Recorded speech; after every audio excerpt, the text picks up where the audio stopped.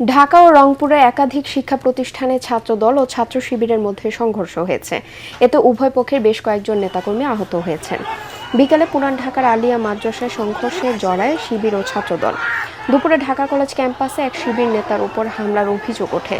পরে ক্যাম্পাসে শোডাউন দেয় ছাত্রদলের নেতাকর্মীরা। এর আগে সকালে জগন্নাথ বিশ্ববিদ্যালয়ে জুলাই গণঅভ্যুত্থানের দ্বিতীয় বার্ষিকী উদযাপন উপলক্ষে আয়োজিত সেমিনারে ঢোকাকে কেন্দ্র করে ছাত্রদলের সঙ্গে যোগসু ও ছাত্র শক্তি নেতাকর্মীদের মধ্যে ধাক্কাধাক্কি ও মারামারির ঘটনা ঘটে। পরে বিশ্ববিদ্যালয় মিলনায়তন ও শহীদ মিনারের সামনে মারামারিতে জড়িয়ে পড়েন ছাত্র শিবিরের নেতাকর্মীরাও। এতে যোগসু ও ছাত্র শক্তির বেশ কয়েকজন নেতাকর্মী আহত হন।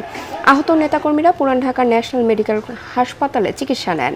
সেখানেও দুই পক্ষের সংঘর্ষ হয়। এদিকে রংপুরে বেগম রোকেয়া বিশ্ববিদ্যালয়ে জুলুমের বিরুদ্ধে জুলাই কর্মসূচির ব্যানারকে কেন্দ্র করে ছাত্র শিবির ও ছাত্রদলের নেতাকর্মীদের মধ্যে সংঘর্ষের ঘটনায় 25 জন আহত হয়েছে। সোমবার রাতে বিশ্ববিদ্যালয়ের স্বাধীনতার স্মারক চত্বরে সংঘর্ষের সূত্রপাত। বর্তমানে দুই পক্ষই ক্যাম্পাসে অবস্থান করায় থমথমে পরিস্থিতি বিরাজ করছে।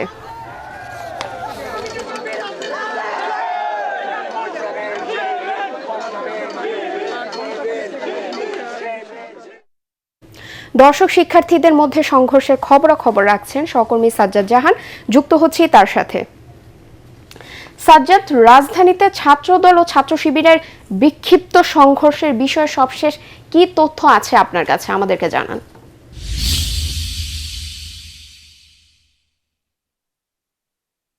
ধন্যবাদ আপনাকে। আপনি যেমনটি বলছিলেন যে রাজধানী সহ সারা দেশে ছাত্র শিবির এবং ছাত্র দলের মধ্যে আজকে বেশ কয়েকটি স্থানে সংঘর্ষের ঘটনা ঘটেছে, ধাওয়া পাল্টা ধাওয়া ঘটেছে।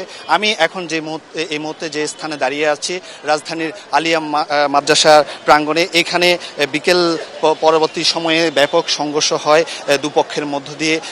ধাওয়া পাল্টা ধাওয়া, ইট পাটকেল নিক্ষেপ সহ বাজি ককলেট বিস্ফোরণ সহ নানান ঘটনা ঘটে। এই ঘটনায় আমরা খবর পেয়েছি বেশ কয়েকজন আহত হয়েছেন। ছাত্রদলের বেশ কিছু কর্মী সমর্থকদের আমরা দেখতে পাচ্ছি এখানে। তো তারা যেটি বলছেন যে সংঘর্ষ হয়েছে এবং কি ছাত্র শিবিরের যে উস্কানিমূলক বক্তব্য, নানা কারণেই তারা এই অবস্থান নিয়েছেন। এই অবস্থানের প্রেক্ষাপটে তারা যে আশঙ্কা করছেন যে কোনো মুহূর্তে হয়তো ছাত্র শিবির আবার তাদের উপরে হামলা করতে পারে, এরকম একটি পরিস্থিতি বিরাজ করছে। থমথমে অনেকটা পরিবেশ বিরাজ করছে। এই পরিস্থিতির কারণে কিন্তু আশপাশে এলাকায় ব্যাপক যানজটেরও সৃষ্টি হয়েছে। সেই সাথে আমরা দেখতে পেয়েছি যে এই এলাকায় যে সকল বাসিন্দারা রয়েছেন তারাও বেশ আতঙ্কের মধ্যে রয়েছেন। তো এরকম একটা পরিস্থিতিতে আমরা একজন ছাত্রদল কর্মীর সাথে কথা বলতে চাই যে কি কারণে আপনারা এখানে অবস্থান করছেন, কি কারণে আপনারা এখানে অবস্থান করছেন। আমরা মূলত জানতে পেরেছি তারা এখানে কোথাও আশেপাশে অবস্থান নিয়েছে, আমাদের ছাত্র ভাইদের উপরে হামলা করবে, সাধারণ শিক্ষার্থীদের উপর হামলা করবে। সেই প্রেক্ষাপটে তাদেরকে সুরক্ষা দেওয়ার জন্য আমরা এখানে অবস্থান নিয়েছি। যদি তারা কোনো ধরনের কোনো অকারেন্স করার চেষ্টা করে, ছাত্রদল এবং ছাত্রদলের বিভিন্ন ভাইয়েরা সেটা প্রতিহত করবো ইনশাআল্লাহ।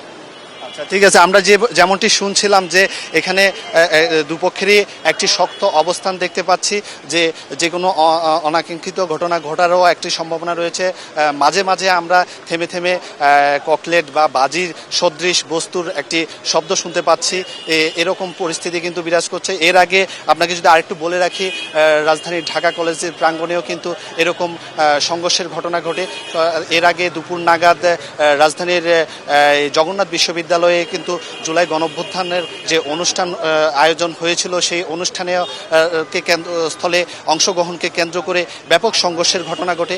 ওই ঘটনায় আমরা 50 জনের মতো আহত হওয়ার তথ্য পেয়েছি। তো আহতদের অনেককেই কিন্তু ঢাকা মেডিকেল কলেজে হাসপাতালে ভর্তি করা হয়েছে, এরকম তথ্য কিন্তু আমাদের কাছে রয়েছে। তো এই ছিল রাজধানীর বকশীবাজার এলাকার আলিয়া মাদ্রাসার প্রাঙ্গণ থেকে আমার কাছে সর্বশেষ পরিস্থিতি। সাজ্জাদ, আপনাকে ধন্যবাদ।